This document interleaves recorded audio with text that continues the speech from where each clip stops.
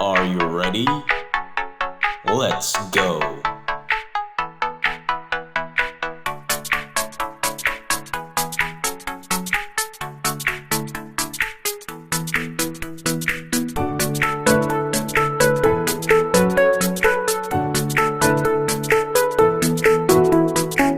Hey, it's your boy Jesse J here, and we're bringing you the first episode of the new season of YouthFires. And I'm here today with my boy Chad Esdelle. It's my boy. Hey, listen, hey, this guy I know him for a few years though. I had the opportunity to meet him a couple years back when I visited Families for Christ Ministries, and I was able to minister and speak to the youths. And I don't know, boy. I was able to give you a word from God. I saw literally the glory of God all of him. I saw that he's a worshiper. He worship. He loves to worship, and he's here today finally able to interview you. So guess what we're going to talk about today, right? We started this series of speaking to these young worship leaders who desire to use their gift to bring glory to God. So Chad, you just start with a little backstory of who you are and what led you to be in this place right now. Alright, cool. Well, my name is Chad Esdelle. I'm an aspiring gospel artist. I fellowship at Families for Christ Ministries, where I am a lead musician and I lead lead minister. Yeah. Once again, so shy. No, but anyway, right? And that's it basically about me. I'm very enthusiastic where the art is concerned. That's my passion, that's my love, and worship is everything. Yeah. Worship is everything to me. Mm-hmm. You understand? So, yeah, that's it basically. Right. So tell me then, when was the moment you really give your life to the Lord? When was that moment of this year? You were accountable and you really understood that, wow, I need Jesus in my life.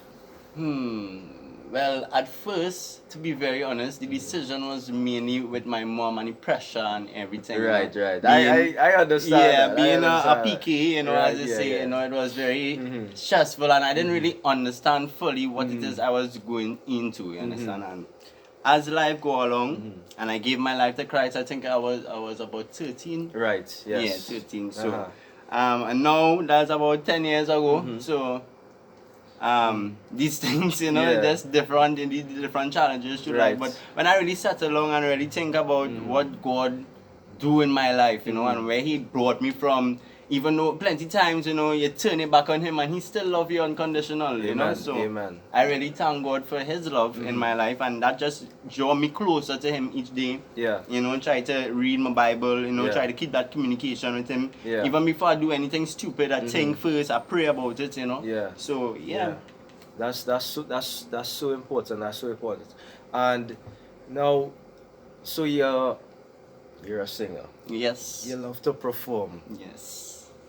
When did that start? When did that drive? Was that always there, that desire to? Well, yeah, I actually believe so, because ever since I was young, that's like everything I've aspired to be in a way. I always see, me in front of a crowd ministering, and Right. people pouring out their lives, Yes. and every time I have an encounter with a prophet, they will tell me that Yeah. that is what is going to happen, Right. these kind of things. So Yes. I always look forward to that.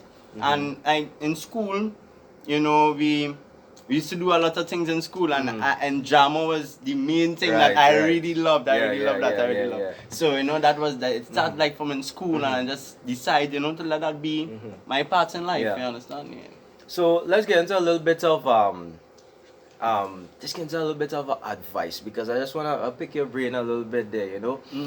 You're one who likes to be up there and performing and things like that. So, but there are those who they have that gift, they have the ability to sing, and maybe in their private time they belt in their lungs out, worshiping whatever.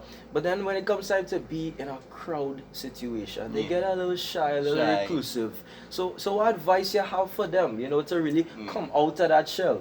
Well, the best advice I could give for any youth there, who's shy and who's feeling like they can't do it, I just wanted to know that you have to aim, you have to try first begin, you have to try. And when you try, you keep on trying, keep on. Yes, you have failures. Yes, you have successful times in life, you know, but you just have to keep that focus, you understand?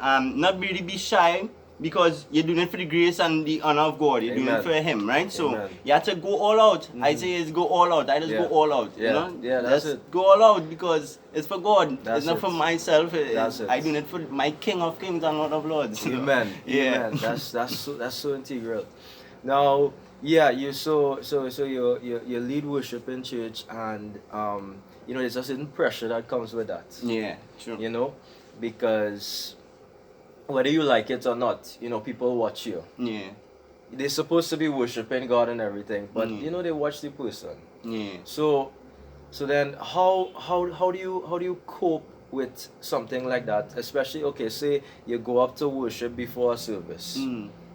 How is that in your mind at all, or is it that you know you're really focused on the songs you have to sing, or the songs that the Holy Spirit may lay on your heart at the moment? How do you deal with that? Well, in that case there, I would say that worship is a lifestyle. You understand? So every day you're supposed to, I know it just goes beyond singing and performing and, you know, dancing and all these things. Right. It's ministering. I don't like to call it performing, because when people say, hey, you're a gospel performer, I say, no, I'm a gospel minister. You understand? We all come together to do the work of God. Amen. You understand? And worship is something that you have to really be focused, especially when you go into minister, like on a Sunday morning or whenever. You have to, like, take a little time off from your busy schedule and give God His time, you know, let Him purge you, let Him purify you, and, you know, let Him use you. Let Him guide you to see what songs to pick, everything, because when it is you go up there, most of the time that you have songs written down, you know, the Holy Spirit have a different move. Amen. So we have to go with His move and not our move now. Amen. Amen. Yeah, I totally understand that. So, but there's another aspect to you, that, you know, you don't just worship in church, you know. You have this I tell you, this is amazing song. When you release this song, I tell you, I play this song over and over. It really touched me. You could actually see, you know, it came from the throne room. You know, it's called More of You. If you don't know it, something wrong. You're supposed to know this song already. This Chad single, More of You. It's a totally anointed song. So what made you get into not only, you know, writing songs, but actually you know, getting it out there for Trinidad and the international community to see and listen to? Well, first to begin, that song is a prayer, right? That it started off as a prayer. I was just writing out a prayer to God, and, you know, in my mind, and through all the transitions in life and the different struggles and things, because the struggle is real sometimes. You know? So, you know, I just had to focus and get myself in a certain point where, you know, I don't want nothing else. Nothing else in working out for me. I don't want no fancy job. I don't want no, you know, these materialistic things, you know, around that will feel that will fulfill a certain pleasure. I didn't want that anymore. I just wanted more of Him now. So I just started to write, and that song was, I started writing that song in 2012. Wow. That was a long time, even before I start you know, doing putting out any music or anything. So, right. you know, and that song just came right back and became what it became, for the grace of God. Yeah, guys, and, you know, really, you know, we'll put a link in the description to, you know, all his contacts and the song as well. And it really, you know, if you ever feel a moment where you're doubting your Heavenly Father, just put on that song and just really, you know, your heart really opens up, because you desire more of Him. You desire more of Him. Now, let's get to that then. We desire more of God. It is difficult, and especially for prophets and for worshippers. The attack of the enemy is really strong. Because it's one who speaks the voice of God, and it's another person who is worshiping God, literally ushering the presence of the Lord in that church, that assembly. So we know it's a challenge. The consistency is key.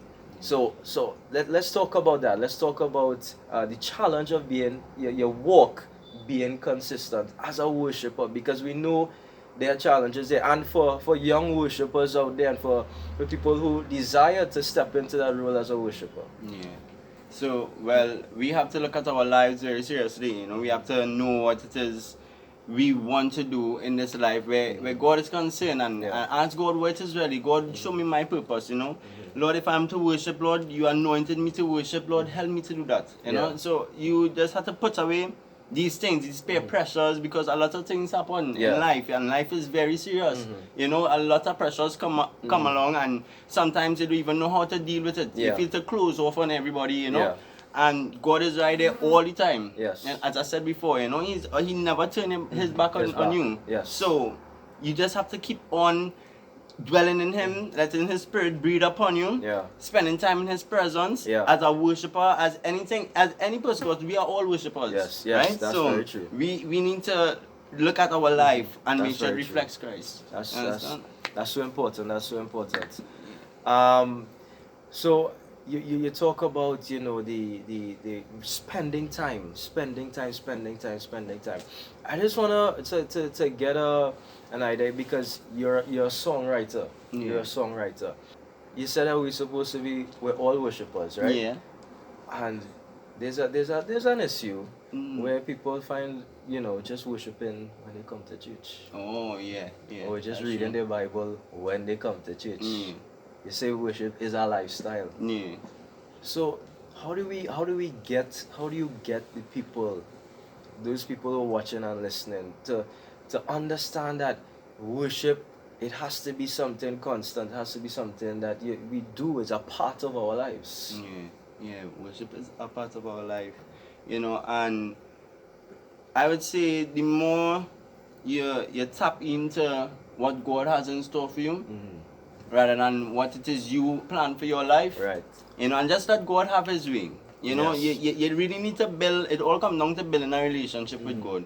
Because plenty things will happen in life, and you will be diverted plenty ways, you know, and God is just right there to stand with you and to keep you. So you have to build a relationship with God. Yeah. And when you build a relationship with God, you know, it will be something that you can't explain, not like a normal relationship. Yeah. You understand? Yeah. It's a relationship where you want every day, you want that love, you want to feel that, you know? Yeah. And from that experience and spending your own time with God, and God talking to you, and God pouring out His anointing upon you and everything, you start to feel different, you start to make different moves, you start to think different, you know? So yeah, and I totally understand that. You know, I find myself, you know, I could attest to literally, you know, almost every moment I have spare time, I find myself worshiping. You know, guys, there's so many, you know, there's so many worship groups out there. You know, besides the local gospel artists,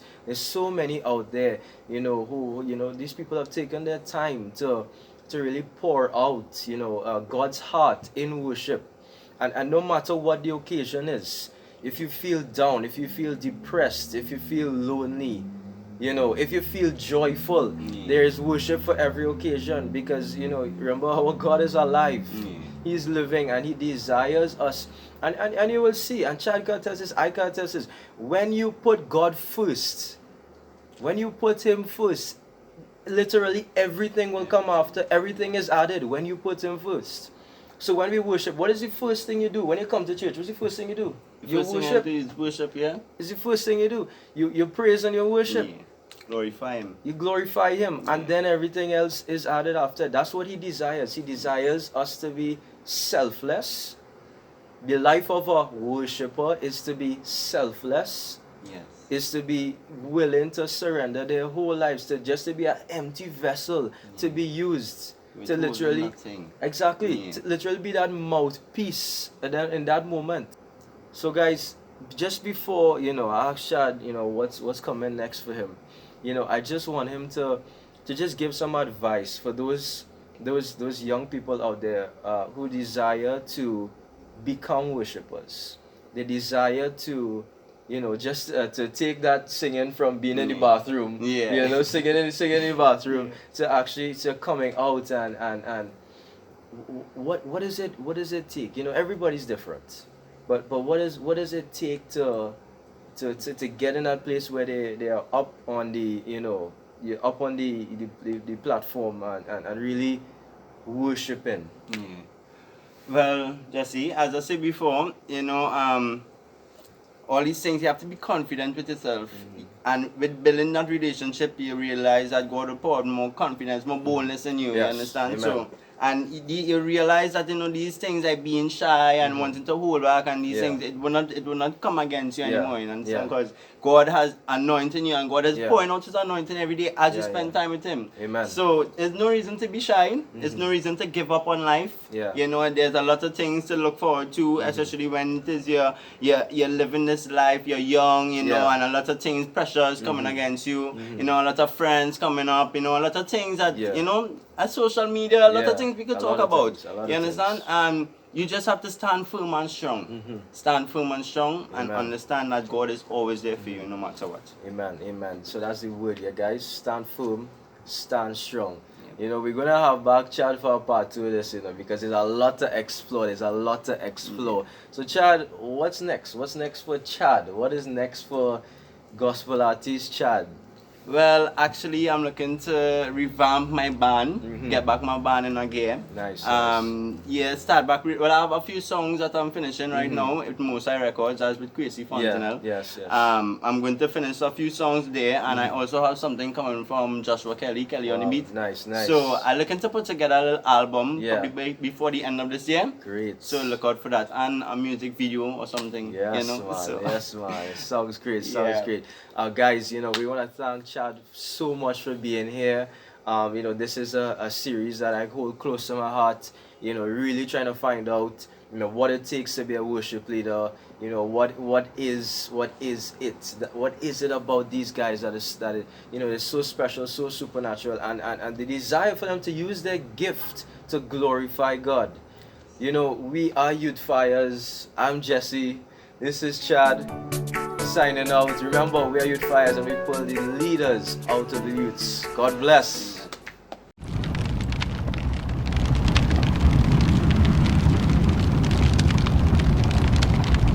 We really hope that you just enjoyed that video, and if you did, don't forget to like, subscribe, comment, and of course, to share it with your friends.